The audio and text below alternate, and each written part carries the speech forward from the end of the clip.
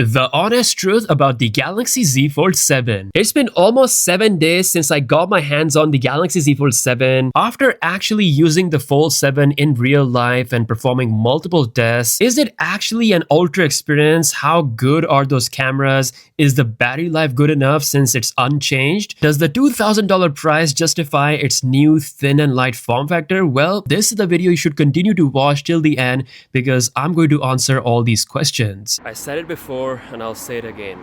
This right here is the best selfie camera experience on a phone right now. I'm shooting in 4K 60 FPS in log mode while at the same time I can see myself on the screen. And guess what? I can also switch to 8K mode while shooting log, and of course we can shoot 4K portrait mode video as well with the background blur. Of course, I know selfies aren't everything, so we're gonna test this out completely. Oh, before we start the video, if you want to save massive amount of money on this Galaxy Z Fold 7 Flip 7 launch, Samsung is currently offering a crazy pre-order discount deal which you can access through the links mentioned in the description. You can save up to $1,200, have enhanced trade-in, free storage upgrade, which means that you can actually get 16GB of RAM variant of the Galaxy Z Fold 7. Definitely check out the links in the description below. It's a limited time deal.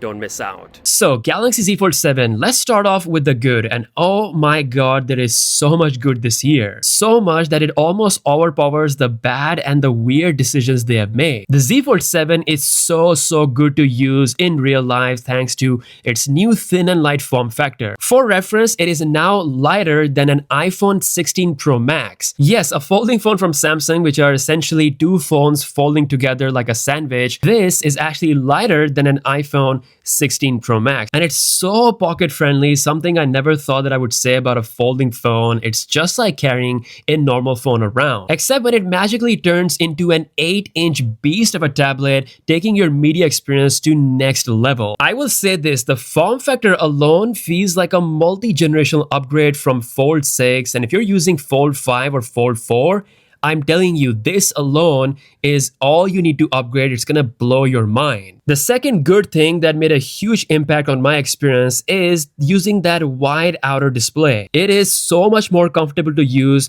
noticeably wider than the Galaxy Z Fold 6. But when you compare it to a standard phone like a S25 Ultra, it's still not as wide, which is kind of a good thing because you still have that one-handed ease of use factor. And because the outer screen is now wider, it invites you to use it more and more. It's also super bright and super sharp. Honestly, I think I've been using the outer screen of the Fold 7 way more than the inner screen. The outer front camera is also fantastic to take photos and videos and even shoot log videos. This outer camera is pretty much on par with all the other top dogs. With that being said, there was absolutely no need to remove that under display camera. Yes, we now have an inner camera on the main screen, which of course, it's much better than the UTC. It can take sharper selfies and videos, even shoot log videos. But why do I need to have it when I have a front camera that is just as good as this on the cover screen, and it's way easier to use it when it's closed thanks to the one-handed usability compared to when it's open. I seriously do miss UTC because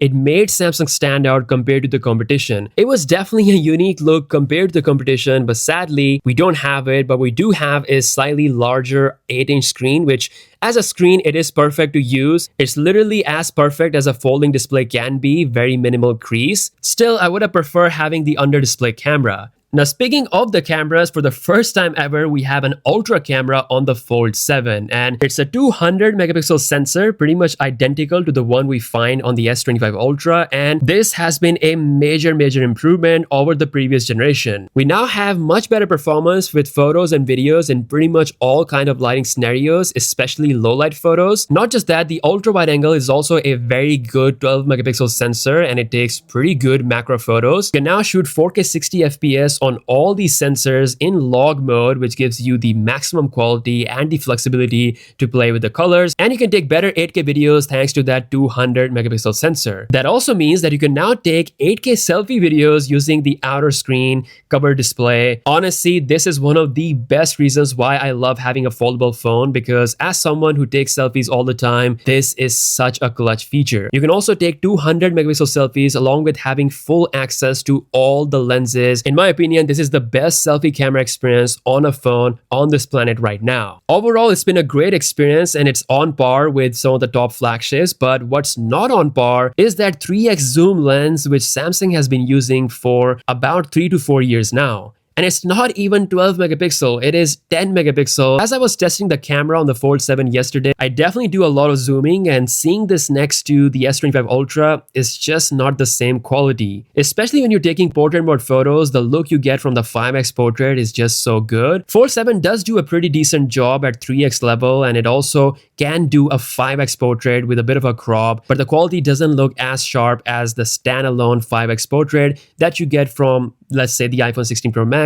or the S25 Ultra. Plus, if you're going to be doing proper long-range zooming for shooting in concerts, or if you're just someone who likes zoom, then having a proper 5x zoom like on the S25 Ultra would be a better way to go. With that being said, if you're not into that, then rest of the experience is actually pretty top tier. So yes, in a way, they have brought the Ultra camera experience on the Fold 7. Now, something that Samsung has always kept top level is the performance on their foldable devices. Thanks to the power of Snapdragon 8 Elite, this thing is such an amazing gaming device. You can pretty much run any game on high settings, do all kinds of emulation, and this thing can handle all of that without any issue. Plus, it's got 12 gigs of RAM by default, and guess what? You can actually get a free upgrade to 16GB of RAM plus 1TB storage upgrade if you pre-order using the special links mentioned in the description below, which is again a crazy amount of memory to have. I haven't experienced any lag or anything. It is super optimized. Nothing slows this thing down. And because of the 8 Elite efficiency, we now actually have battery improvement on the Fold 7. So compared to the Galaxy Z Fold 6, there's about 10 to 15% improvement in terms of the real life usage throughout the day. My buddy Ben did a fantastic battery drain test. You can definitely check that out on his channel. I still wish it had a bigger 5800 silicon carbon battery or something, but it's still not a bad battery life in my experience. It still gets me through the day, and it's a little bit improved compared to the Fold 6. With that being said, don't expect crazy 2-day battery life out of the Fold 7. It's not really gonna do that. So just know, depending on how tough your usage is, it's gonna be a 1-day contender. Now, speaking of the usage, One UI 8 based on Android 16 is the heart that runs the beast out of the box. It's one of the best things Samsung has done because you actually get 7 years of OS upgrades, even though it's got the same hardware as the S25 Ultra. Because it's got Android 16 out of the box, it will get 1 more year compared to the S25 series, all the way up to Android 23. And yes, One UI is still my favorite Android skin, packed with loads of features, standout look, and most powerful and fun AI features you'll find on a phone. From image generation to image editing to translation tools to all the Gemini features. Features like being able to slow down any video, meaning you can even turn a normal 8K 30fps video into a slow-mo video and get high-res quality.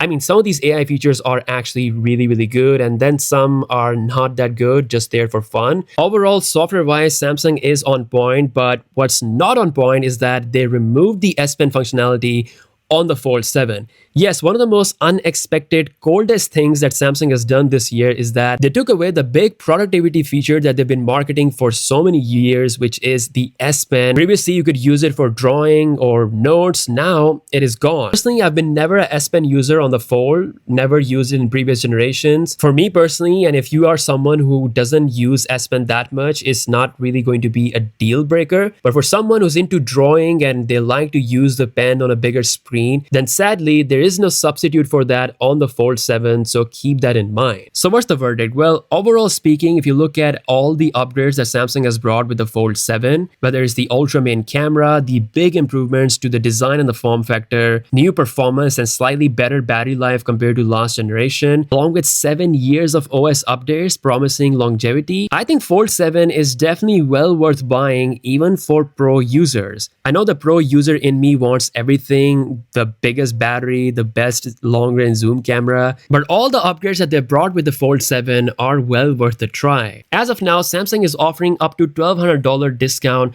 on the Fold 7 pre-order purchase, along with free storage upgrades, Samsung Care, and much more. Definitely check out the offers. Links are mentioned in the description. They won't be here forever depending on when you're watching the video, so do take advantage of these if you're deciding to upgrade or just buying the Fold 7 for the first time. As a first-time user, I think Fold 7 is definitely going to blow your mind. Let me know your thoughts about this in the comment section below. As always, I'll catch you guys later. Peace out.